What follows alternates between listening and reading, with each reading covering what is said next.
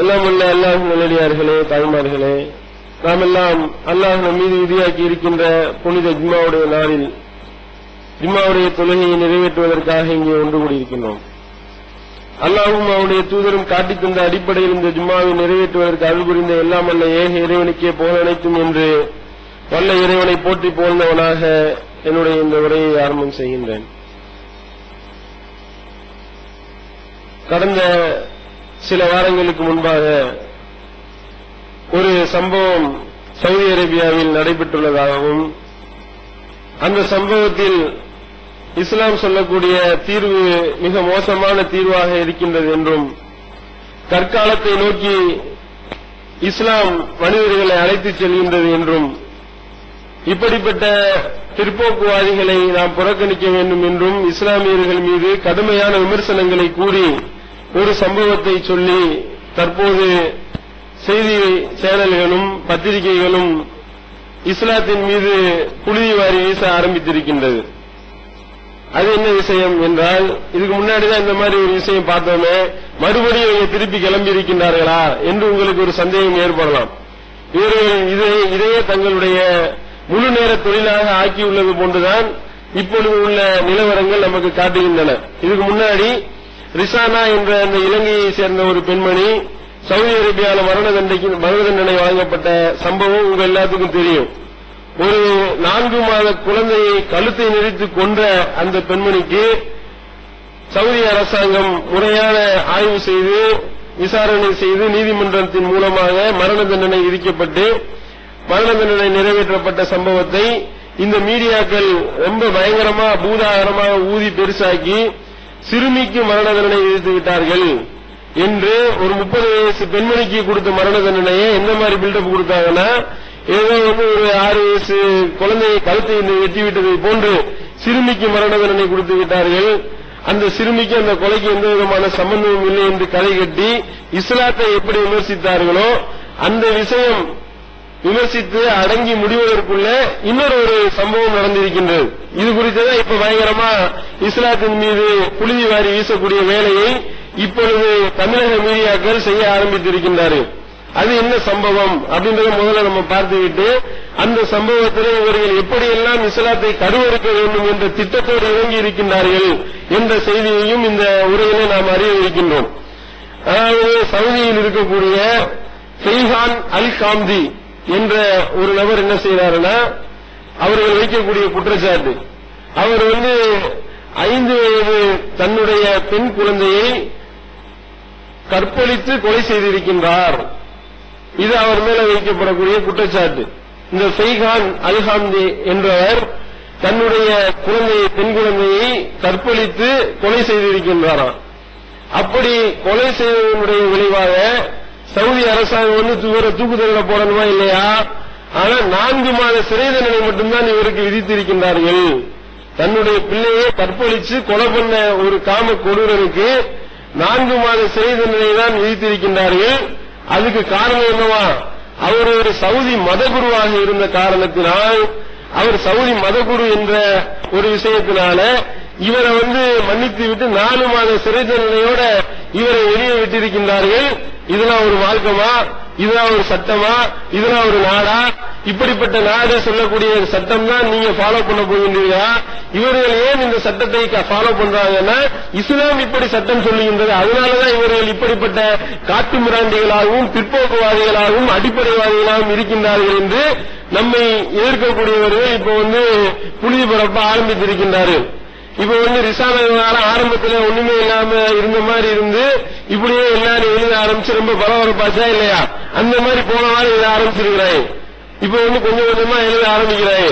நேற்று ஒரு தனியார் சேனல்ல இதுக்கு ஒரு சிறப்பு தொகுப்பை வெளியிடக்கூடிய அளவுக்கு இப்படிப்பட்ட ஒரு சட்டம் தேவையா என்பது நீங்க எல்லாம் ஆய்வு பண்ணுங்க என்று முஸ்லீம்களை இழிவுபடுத்தக்கூடிய வகையில இவர்கள் சொல்லக்கூடிய ஒரு நிகழ்ச்சியையும் ஒளிபரப்பியிருக்கின்றார்கள்.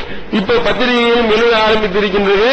அறிவு ஜீவிகள் என்று தங்களை சொல்லக்கூடியவர்கள், நாங்கள்லாம் ரொம்ப விவரமா யோசிக்கக்கூடியவர்கள் என்று எழுத்தாளர்கள் கவிஞர்கள் என்று தங்களை மார்வெட்டிக் கொள்ளக்கூடிய அந்த அறிவு ஜீவிகளும் இந்த மேதாவிகளும் என்ன செய்கின்றார்கள்?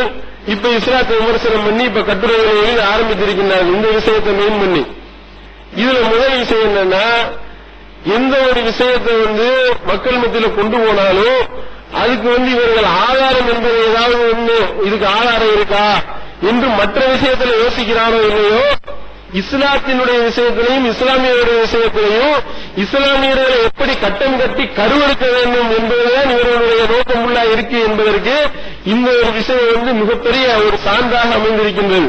இவர்களுடைய என்ன இவர்களுடைய உண்மை நிலவரம் என்பதை வெட்ட வெளிச்சமாக்கக்கூடிய ஒரு அழகான அற்புதமான ஒரு நிகழ்வாக இந்த நிகழ்வு அமைந்திருப்பதை நாம் பார்க்கிறோம். விஷயம் என்ன? கல்ஃப் நியூஸ் என்ற ஒரு இணையதளம், அது இது குறித்து ஒரு செய்தி வெளியாகி இருக்கின்றது. இவருடைய வேலையெல்லாம் என்ன? எவனாவது எடுக்கிற வாந்திய அப்படியே விழுங்கி இவர்கள் வாந்தி இருப்பார்கள். இதுதான் இவருடைய வேலை. அதுக்கு ஏதாவது ஆதாரம் இருக்கா?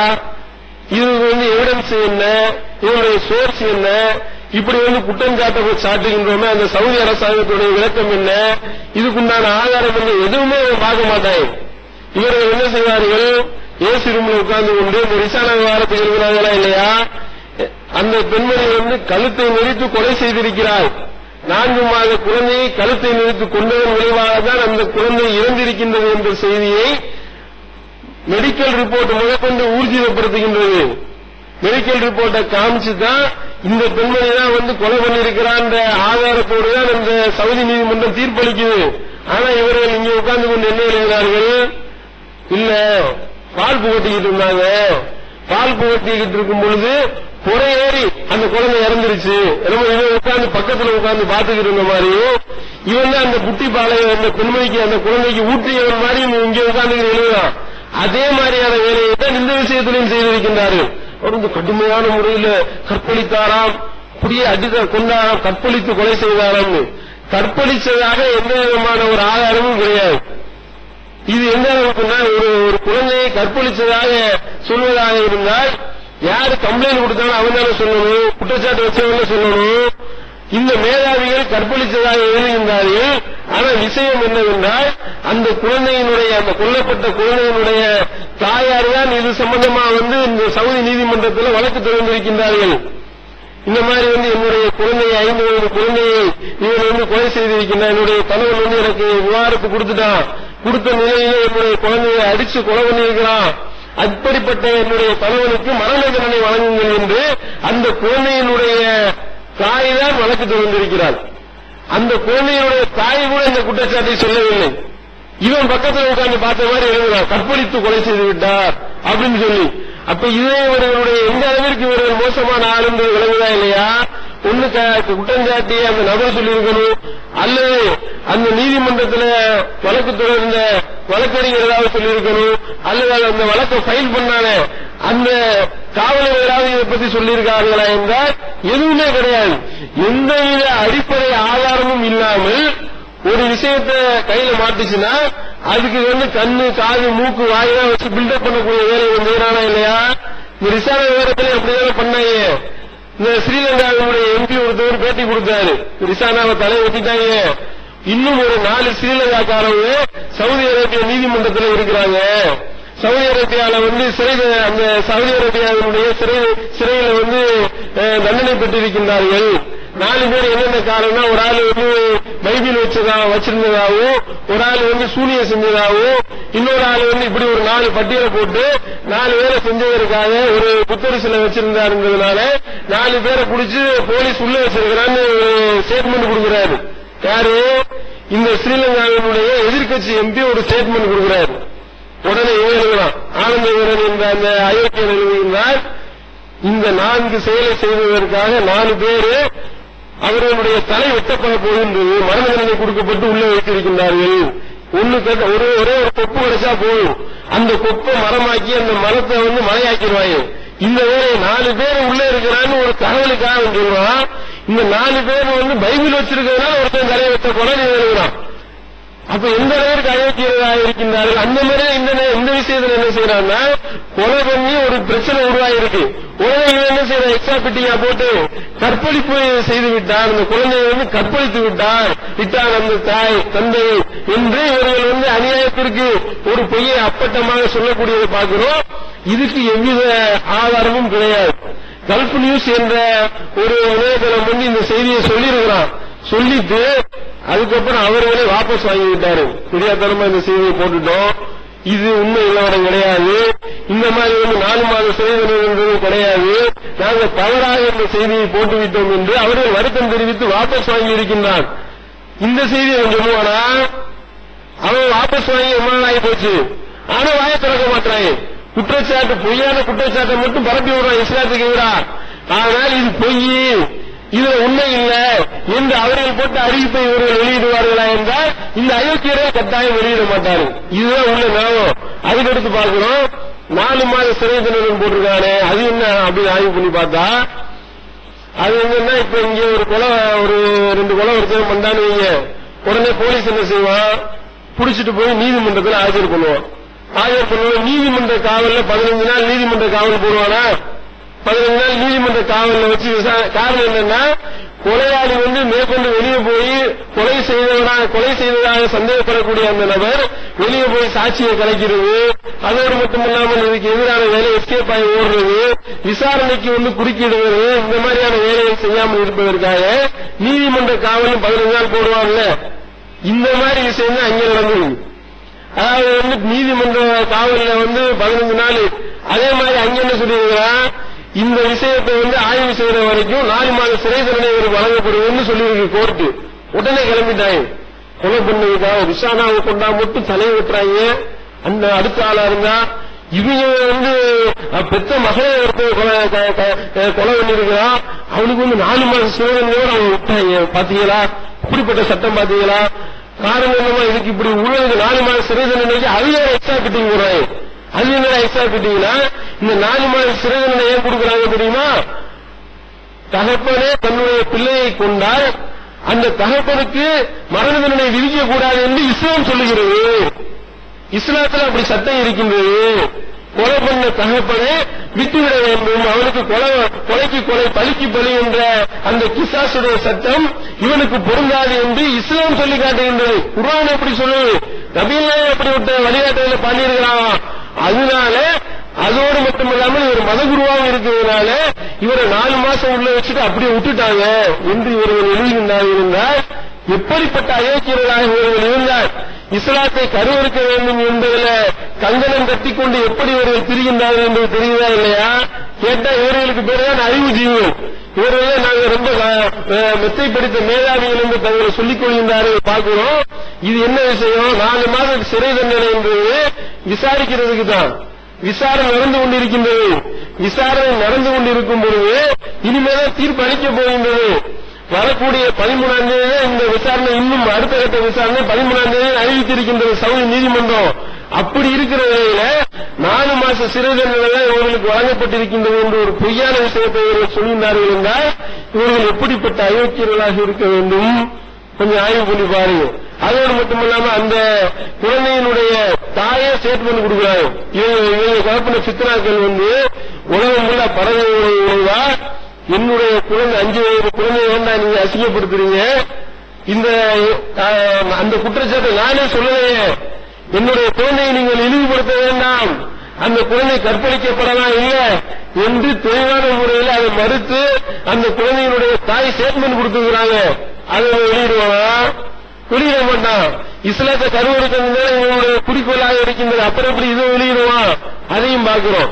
அடுத்து என்ன அப்படின்னா, இது நம்ம சொல்றோமா, இந்த மாதிரி சவுதியில ரிசானா பெண்மணியை ஏன் கொண்டாங்க, எதுக்கு கொண்டாங்க, மரணதண்டனை விதிக்கப்பட்டவருடைய காரணம் என்ன, அவ சிறுமியா, நீங்க சொல்ற மாதிரியான விஷயம்லாம் நடந்துச்சா, அவ குட்டி பால் கொடுக்கறப்ப மூச்சு முட்டியா தங்கிருச்சா அப்படின்றதெல்லாம் நாம எவிடன்ஸ் சொல்ல எழுதுறோமா?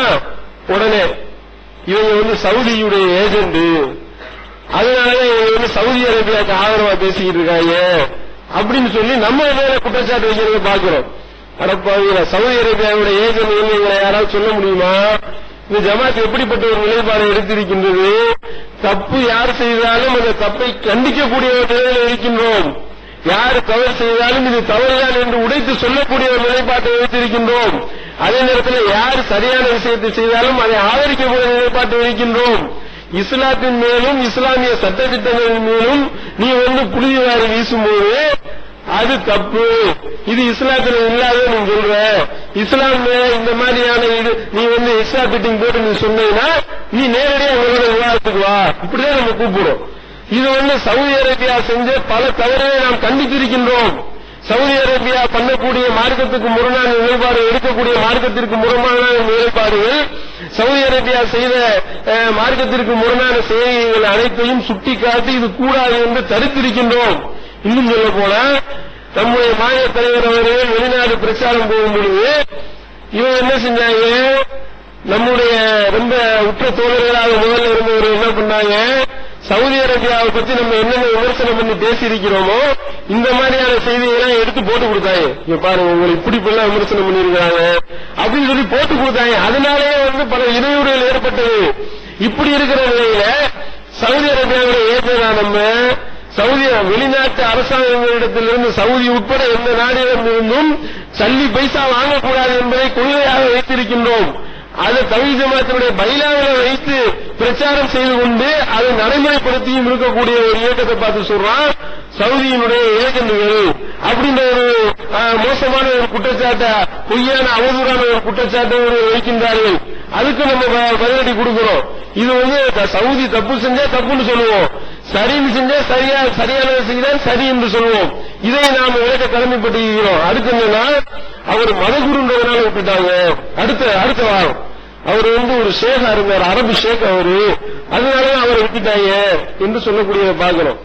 இந்த அறிவுஜீவிகள் என்ன நினைச்சுக்கிட்டாங்கன்னா, இவன் இந்தியா மாதிரியே மற்ற எல்லா நாடும் இருக்குன்னு நினைச்சுக்கிட்டாங்க. இந்தியாவில சாமானியனுக்கு ஒரு நீதி, உயர்தட்டத்தில் உள்ளவனுக்கு ஒரு நீதி, அரசியல் அதிகாரத்தில் உள்ளவனுக்கு ஒரு நீதி, கீழ்மட்டத்தில் உள்ளவனுக்கு ஒரு நீதி, பெரும்பான்மையினருக்கு ஒரு நீதி, சிறுபான்மையா இருக்கக்கூடியவருக்கு ஒரு நீதினு வாங்குறானா இல்லையா? அந்த மாதிரி நம்ம நாடு மாதிரி அந்த நாடு இருக்குன்னு நினைக்கிட்டான் போல. இவனுடைய மூளை அந்த மாதிரி சிந்தி இங்கே இதை பார்த்தே பழக்கப்பட்டதுனால இவனுடைய மூளை அதே மாதிரியே சிந்திக்குது. இங்க கொடுத்தானே இல்லையா? இந்த மாதிரி தீர்ப்பு தான் அங்க கொடுத்துட்டு இருக்கிறாங்களா? இங்க கொடுத்தார்களே பாபர் மஸ்ஜிதை இடித்ததற்காக, இவ்வளவு பெரிய அயோக்கியத்தனத்தை செய்வதற்காக அத்வானிக்கு என்ன தண்டனை கொடுத்தா? ஒரே ஒரு நாள் நீதிமன்ற காவல், நீதிமன்றத்தில் ஜெயில் அடைக்கணும். அது ஒரு நாள் ஜெயில வைக்கல, நீதிமன்றத்தில் நின்றதான் தண்டனை, முடிஞ்சு போச்சு உங்களுக்கு, அனுப்பிவிட்டாங்களே. அதே மாதிரி பாபர் மஸ்ஜிதினுடைய நிலம் யாருக்கு சொந்தம் என்று போடப்பட்ட வழக்கில் 3 பங்கு வச்சு இடிச்சவனுக்கு 2 பங்கு, இறந்தவனுக்கு 1 பங்குன்னு கொடுத்தானே. குழந்தை ராமர்னு ஒரு ஆளை ஒரு பிரதிநிதியா சேர்த்து, வாதியா சேர்த்து அவருக்கு 1 பங்கு கொடுத்தானே இல்லையா? அந்த மாதிரி கூறு கட்ட தீர்ப்பாங்க வழங்கி கொண்டிருக்கின்றார்கள். அங்கே எவனாருமே அரச குடும்பத்தை சேர்ந்தவரே மண்டை வெட்டு தலை வெட்டியிருக்கின்றார்கள். அரச குடும்பத்தை சேர்ந்த ஒரு நபர் செய்த குற்றத்திற்காக விபச்சாரம் பண்ணிட்டாரா, அவருக்கு தலை வெட்டப்பட்டிருக்கின்றது. 1975 ஆண்டு நடந்த சம்பவம் பார்க்கிறோம். ஆதாரப்பூர்வமாக உணவு நம்ம புள்ளிவரையோடு வெளியிட்டு இருக்கின்றோம். அரச குடும்பத்தில் இருக்கக்கூடிய ஆளாக இருந்தாலும் அவருக்கு தலை வெட்ட வேண்டும். இப்படி சொல்லப்பட்ட, இப்படி நீதியை கரெக்டாக நடைமுறைப்படுத்தக்கூடிய ஒரு நாட்டில் மற்ற விஷயங்களை எப்படி, மற்ற இஸ்லாமிய கொள்கை கோட்பாடுகள் எப்படி அட்ஜஸ்ட் பண்ணி போறாங்களோ, ஆனால் இந்த சட்ட திட்டங்களை நிறைவேற்றுவதில் ரொம்ப பக்காவாக இருக்கக்கூடியதுனால இன்னும் அங்கே இந்த அளவும் குற்றங்கள் ரொம்ப கம்மியா இருக்கக்கூடிய நாடாக சவுதி அரேபியா முதலிடத்தில் இருக்கிறதுக்கு இதுதான் காரணம். காரணம் என்ன? இஸ்லாமிய சட்ட திட்டத்தை ஃபாலோ பண்றதுனாலதான். அதனாலதான் இப்படி அபாண்டமா ஏண்டா போய் சொல்றீங்க? நீங்க உட்கார்ந்துகிட்டு ஏசி ரூம்ல உட்கார்ந்துகிட்டு இங்க கலையை நீங்க ஏதாவது செய்றீங்க. இந்த மாதிரி மற்ற இந்த தொடர்பு அந்த மாதிரி இஸ்லாமிய விஷயத்துல இஸ்லாத்தினுடைய நிலைப்பாடுகளையும் சவுதியில உள்ள விஷயத்திலையும் என்ன செய்யறான்? ஏசி ரூம்ல உட்கார்ந்துகிட்டு கலைவசம் எழுதக்கூடிய வேலையை நீ செய்யாத. இதை பத்தி உனக்கு என்ன தெரியும்? நீ சரியான ஆளா இருந்தா இதை பத்தி நேரடியாக விவாதத்துக்கு வா அப்படின்னு சொல்லி பகிரங்க விவாத அறைகூவல் விடுகின்றோம். விவாதத்துக்கு வர மாட்டேங்கிறாய். இதே மாதிரி ஆனந்த வீரனாக இருக்கட்டும், நக்கீரனாக இருக்கட்டும், கலைஞர் கருணாநிதியாக இருக்கட்டும், அதோடு மட்டுமல்லாமல் அதில் எழுதக்கூடிய மனுஷிய புத்திரனாக இருக்கட்டும், இன்னும் எவ்வளவு மேலாதிகள் அறிவுஜீவிகள் என்று தகவல் சொல்லக்கூடியவர்களாக இருக்கட்டும், நீ சொல்றதில் சரியான ஆளாக இருந்தால் நீ எங்களோடு நேரடி விவாதத்திற்கு வா என்று கூப்பிட்டால் அது ஒரு 10 நாள் டைம் போட்டு கருவி அனுப்பணும். பதில் கொடுத்தாங்களா? எவனும் பதில் தர மாட்டேன்றான். அப்ப நீ சொன்ன வாதத்தில் உண்மையாளராக இருந்தா நீ விவாதத்துக்கு வந்துருவோமா இல்லையா? அப்படி விவாதத்துக்கு வராம பொய்யான அடுத்த குற்றச்சாட்டை வைக்கிறான். ஏற்கனவே செருப்படி வாங்கியாச்சு, வாங்கின செருப்படி பார்த்தா மேற்கொண்டு திருப்பி பொய்யான அவதூறுகளை சொல்லுகின்றான் என்றால் விவாதத்துக்கு வாடான்னு கூப்பிட்டா என்ன விவாதம் போடுறான்? உன்னோட நான் விவாதத்துக்கு வரமாட்டேன், நான் விவாதத்துக்கு தயார். யாரோட விவாதம் பண்ணுவேன்னா கடவுளோட விவாதம் பண்ண தயாரா இருக்கிறேன். பதில் சொல்றேன், விவாதம் பண்ண வா அப்படின்னு சொல்லி கூப்பிட்டா நான் கடவுளோடு விவாதிக்க தயாராக இருக்கின்றேன். காரணம் என்ன? இந்த சட்டத்தை கடவுள் தானே சொன்னாரு, அதனால கடவுளோடு விவாதிக்க தயார்னு பதில் கொடுக்கிறான். அட கூறி விட்டவைகளா, ஒரு எதுக்குறாங்க உன்கிட்ட கடவுள் இந்த விஷயத்தை சொன்னாரு, நான் தானே சொல்றேன். நான் சொன்னா என்னோட நீ விவாதம் பண்ணணும். அப்ப கடவுள் நேரடியா சொன்னா அப்ப நீ கடவுளோட விவாதம் பண்ணு. உன்னோட உன்கிட்ட நேரடியா சொல்றது யாரு? நம்ம சொல்லிட்டு இருக்கோம். நம்ம சொல்லும் பொழுது நம்ம சொல்றது சரியா தப்பான்னு நம்மளோட விவாதம் பண்ண வரணுமா இல்லையா? அந்த நிலைப்பாடுலையும் தவறான நிலைப்பாடு. ஏன்னா இதிலிருந்து ஓட்டம் பிடிப்பதற்கு ஏதாவது ஐடியா சொல்லணுமா இல்லையா? ஐடியா கண்டுபிடிச்சு சொல்றதுக்கு தான் இவர்கள் இந்த மாதிரியான ஒரு நிலைப்பாடு எடுத்து கடவுளோடு விவாதிக்க தயார் என்று பதில் கொடுக்கக்கூடியவர்கள் அறிவுறுத்தலாம். மற்ற நாடுகளெல்லாம் ஆக கேடுகட்ட கழிவட்டைகள்னு ஒரு அளவுகள் வச்சிருப்பான். அந்த மாதிரியான அளவுகள் உள்ளவங்க இங்க எடுத்த அறிவுஜீவிகள், புத்திஜீவிகள் அப்படின்ற நிலைப்பாடு மற்ற நாடுகள்ல ரொம்ப ஆக மோசமானவன் சொல்லுவோம் இல்லையா?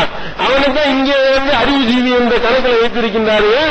இங்க அறிவுஜீவி என்று சொல்லக்கூடியவர்கள் அந்த மாதிரி நடக்கக்கூடியதை பார்க்கிறோம். சரி, இது இஸ்லாம் என்ன நிலைப்பாடை கொண்டிருக்கின்றது அப்படின்னு நம்ம பார்க்கிறோமா இல்லையா?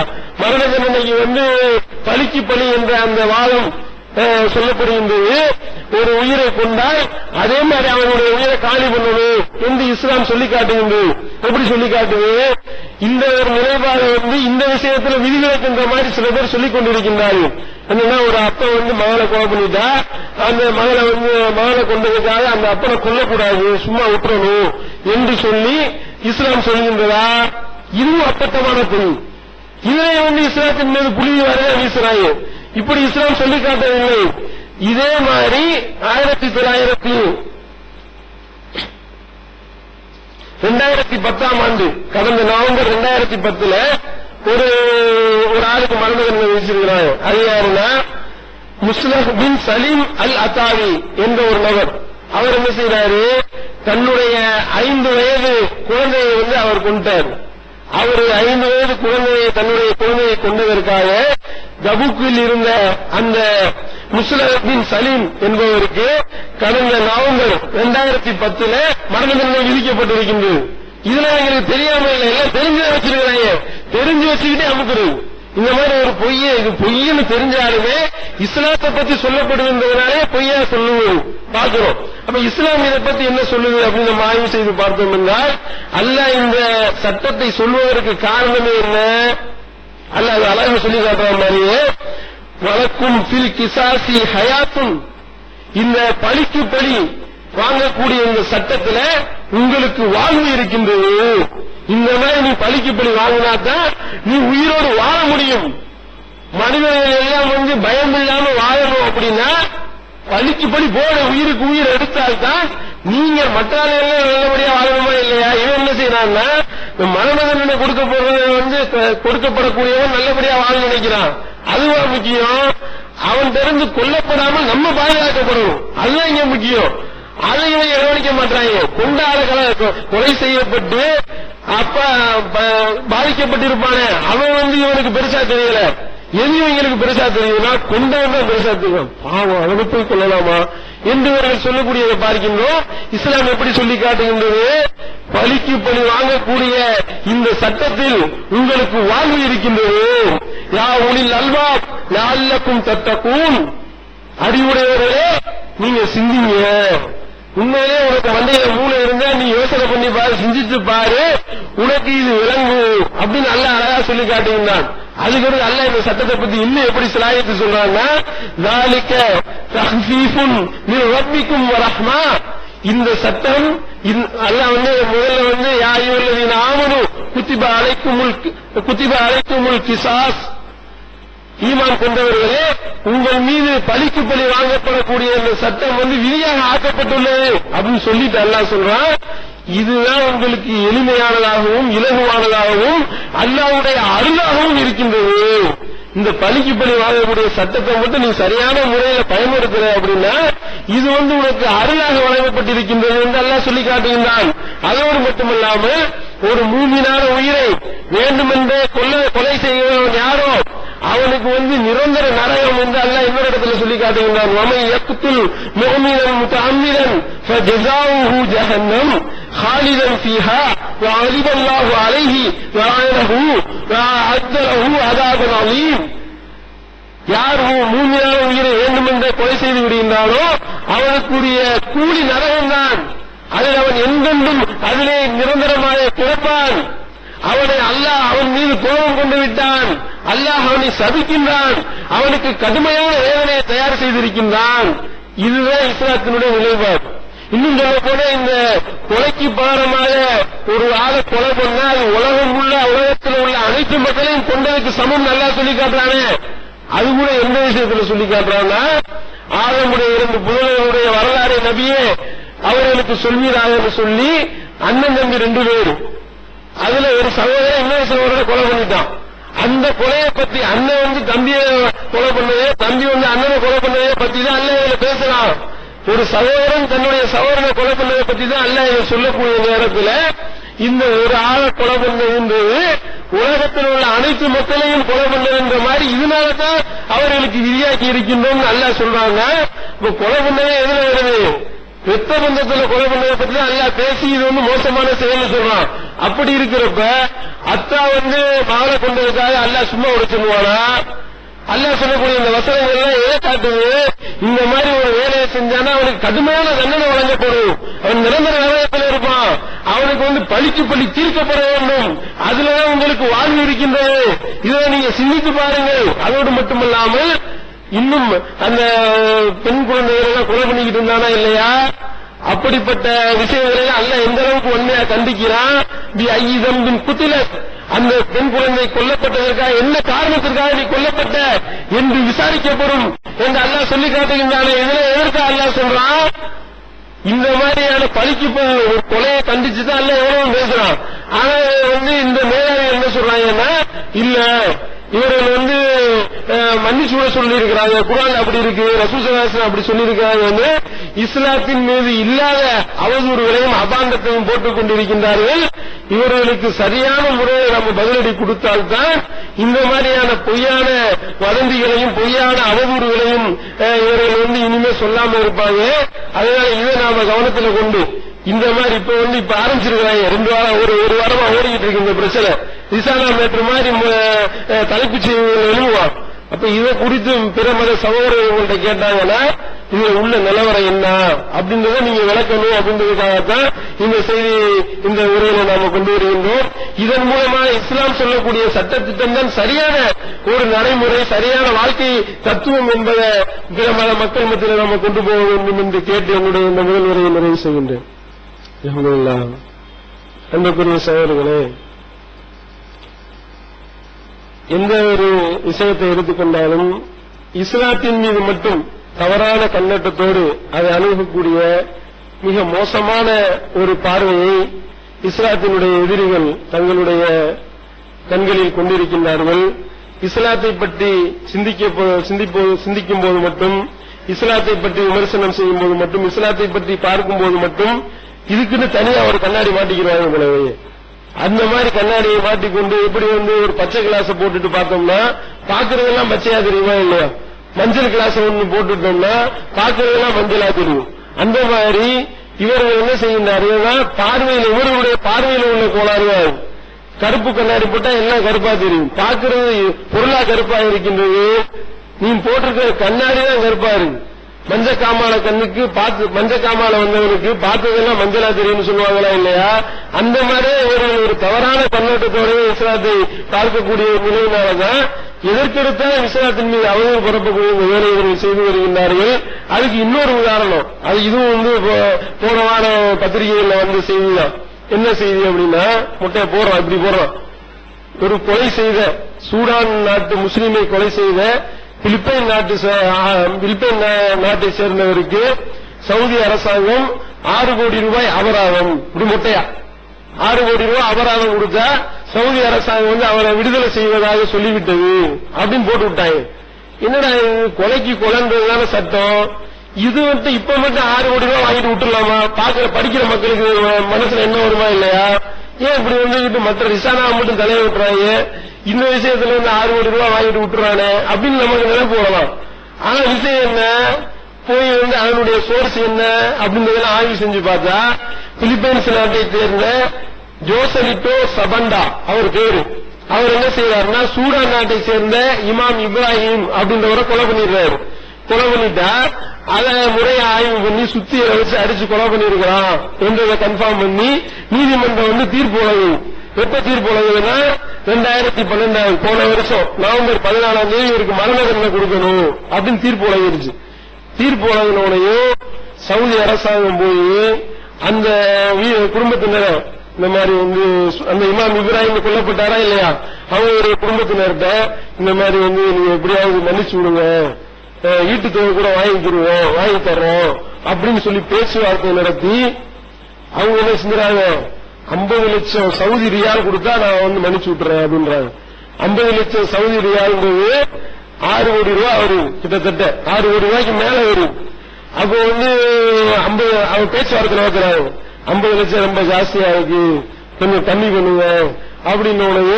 சரி அப்ப நான் ஒரு 10 லட்சம் ரியால் குறைச்சிக்கிட்டு 40 லட்சம் சவுதி ரியால் வேணும். இப்ப உள்ள நம்ம இந்தியா காசுக்கு 5 கோடியே 60 லட்சம் ரூபாய் ஒரு கொலைக்கு பகரமாக அந்த குடும்பத்துக்கு நீங்க உங்களுக்கு கொடுத்தா நாங்க மன்னிச்சு விட்டுறோம் அப்படின்னு சொல்லி இந்த சூடான் இமாம் இப்ராஹிம் குடும்பத்தினர் சொல்றாங்க. இதை பிலிப்பைன்ஸ் நாட்டினுடைய பிரதமருக்கு சவுதி அரசாங்கம் தெரிவிக்குது. அங்க என்ன செய்யறாரு, அங்க எல்லாரும் ஆலோசனை பண்ணி சரி இந்த பணத்தை பிலிப்பைன்ஸ்ல இருந்து வசூல் பண்ணி நாங்க தர்றோம் அப்படின்னு சொல்லி அந்த பிலிப்பைன்ஸ் நாட்டினுடைய துணை ஜனாதிபதி ஜெஜோமோ பினாய் அப்படின்றவர் என்ன செய்யறாருன்னா அதுக்கு உண்டான வசூலை பண்ணிட்டு இருக்காரு. இவ்வளவு விஷயம் வருது. இது இந்த ஐக்கியர்கள் என்ன பண்றாங்கன்னா, சவுதி அரசாங்கம் 6 கோடி ரூபாய் அபராதம் கொடுத்தால் இவர் தப்பித்து விடலாம் என்று போட்டு உள்ளாரு விமர்சனம் பண்றாங்க. இப்ப எந்த அளவுக்கு இஸ்லாத்தின் மேல காழ்ப்புணர்வு கொண்டு களமிறங்கி இருக்கிறாங்க பாத்தீங்களா? ஆனா இங்க உள்ள சட்டம் எவ்வளவு மோசமான சட்டம் இருக்கு, அதை விமர்சனம் பண்ண இந்த நாதியற்றவர்களுக்கு ஏதாவது திராணி இருக்கின்றதா? அதை பத்தி ஒருத்தவனும் வாய திறக்க மாட்டான். பாக்குறோமா இல்லையா? டிஜிபி ரத்தோர்னு ஒரு காமுகன், அந்த கொடூர டிஜிபியாக இருந்து கொண்டு ஒரு ருஷிகாந்த் அந்த பெண்மையுடைய வாழ்க்கையில விளையாண்டு அந்த பெண்மையுடைய வாழ்க்கையை நாசப்படுத்தி அவர் சாவுடா. அதுக்கு இவர் கொடுத்த தீர்ப்பு என்ன தெரியுங்க, அந்த ரத்தோர்ன்ற டிஜிபி வெளியே வர்றான், சிரிச்சுக்கிட்டே வெளியே வர்றான். என்னடா தீர்ப்பு கொடுத்தீங்கன்னு பார்த்தா, ஒருவருடைய சிறை தண்டனையும் 1000 ரூபாய் அபராதமும் விதிக்கப்படுகிறது போட்டாங்க. 1000 ரூபாய் அபராதம். இங்க நிலைமை என்ன, 1000 ரூபாய் கட்ட சொன்னா அவன் என்ன சொல்லுவான், நான் ஏற்கனவே 10,000 ரூபாய் கட்டியிருக்கிறேன், இன்னும் ஒரு 9 பேரை கொள்ளலான்னு சொல்லுவானா இல்லையா? அப்படிப்பட்ட நிலையில இங்க என்ன, இங்க 5 கோடி ரூபாய் துணை ஜனாதிபதி வசூல் பண்றாரு. நம்ம நாட்டில் என்ன நிலைமை, 15 கொலை பண்ணவனுக்கு ஜனாதிபதி கருணை மனு, நான் கருணை மனு போட்டா ஜனாதிபதி மன்னிச்சு விட்டுறாரு. நிலைமையை பாக்குறோமா இல்லையா? இப்படிப்பட்ட கேடுகட்ட சட்டத்தை வைத்துக் கொண்டு இதை விமர்சனம் பண்ண திராணியற்றவர்கள் சரியான முறையில் நீதி வழங்கக்கூடிய இஸ்லாத்தினுடைய சட்டத்திட்டத்தை இவர்கள் விமர்சனம் பண்ணுகின்றார்கள் என்றால் இது இந்த குறிப்பிட்ட கண்ணாடி போட்டு பாக்குறதா இல்லையா? இது என்ன உங்களுக்கு இது தப்பா தெரியலையா? ஜனாதிபதி மன்னிச்சு, அது எப்படா ஜனாதிபதி மன்னிப்பான்? எந்த ஜனாதிபதி மன்னிக்கிறாங்க அப்படின்னா, 2 வருஷத்துக்கு முன்னாடி பிரதீபா பட்டேல் ஒரு மரண தண்டனை கைதிக்கு தீர்ப்பு வழங்குறாங்க, இவரை நம்ம மன்னிச்சு விட்டுருவோம் அப்படின்னு சொல்லி பாபுராவ் அப்படின்றவனுக்கு மன்னிப்பு கொடுக்கறாங்க. மன்னிப்பு கொடுத்தா அந்த கருணை மனு வச்சு பார்த்து ஆளை தேடுறாங்க, ஆளை காணோம். எங்க ஒரு கருணை விதிக்கப்பட்ட கைதியை காணா ஜெயில அப்படின்னா 1998 வருஷத்திலே எய்ட்ஸ் செத்து போயிட்டான். அப்படிப்பட்டவனுக்கு இங்க 2011 உட்கார்ந்துகிட்டு இவரை நான் மன்னித்து விடுகின்றேன். எந்த லட்சணத்துல நீங்க மனுவை பரிசீலனை பண்றீங்க தெரியுதா? பக்கமா எழுதி இதை பத்தி யாராவது விமர்சனம் பண்ணி என்ன இப்படி பண்றீங்க, ஒரு சட்டமா என்ன எவனா கேட்டானா? ஒண்ணும் கிடையாது. இப்படிப்பட்ட சட்டம் தான் இந்தியாவில் இருக்கிற மாதிரி இப்படிப்பட்ட சட்டத்தை கொண்டு வாங்கன்னு சொல்றாங்க. அப்ப இது விளங்குதா இல்லையா? இஸ்லாத்தின் மீது இஸ்லாத்தை கர்மருக்கணும் கட்டம் கட்டி இவர்கள் செயல்படுகின்றார்கள். இந்த மாதிரியான செய்திகள் எல்லாம் மக்கள் மத்தியில் கொண்டு போகணும். இது எப்படிப்பட்ட சட்டம்? இது சம்பந்தப்பட்டவன் மன்னிச்சு விட்டான்னா அவன் ஈட்டு தொகை வாங்கிட்டு அவன் உள்ள நல்லபடியா அவன் வாழுவான். இது ஜனாதிபதி மன்னிச்சு விட்டார்னா இது எப்படிப்பா சரியா வரும் என்று கேள்வியை கேட்டு நாம இந்த மாதிரியான செய்திகளை பிரமத சமூக மத்தியில கொண்டு போனோம்னா இஸ்லாத்தினுடைய புகழ், இஸ்லாத்தினுடைய சிறப்பு அவர்கள் விளங்கி அவர்களும் இஸ்லாத்தை நோக்கி வருவதற்கு இது ஒரு மிகப்பெரிய ஒரு வாய்ப்பாக அமையும் என்று கேட்டு நிறைவு செய்கின்றேன். வாய்ப்பான அல்ஹம்துலில்லாஹி ரப்பில் ஆலமீன்.